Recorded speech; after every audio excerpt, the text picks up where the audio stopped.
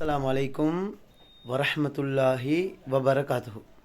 அன்பார்ந்தவர்களே, கண்ணியத்துக்குரியவர்களே, நல்லவர்களே, நபி ஸல்லல்லாஹு அலைஹி வஸல்லம் அவர்கள் சொன்னார்கள், யார் சுபஹானல்லாஹ் 10 விடுத்தம், அல்ஹம்துலில்லாஹ் 10 விடுத்தம், அல்லாஹு அக்பர் 10 விடுத்தம் ஓதிவிட்டு துவா கேட்டால், அவங்களோட எந்த தேவை ஹலாலான தேவைகளை கேட்டால் அல்லாஹ் உடனடியாக நிறைவேற்றி கொடுப்பான்.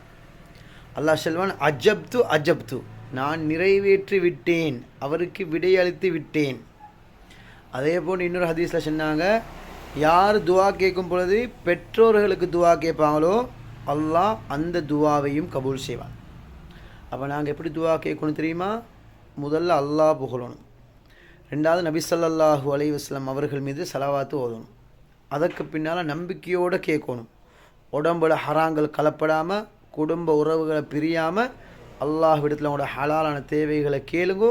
அல்லாஹ் அலட்டி கேட்கணும். இன்ஷா அல்லாஹ் நிச்சயமாக நிறைவேற்றி தருவான். இன்ஷா.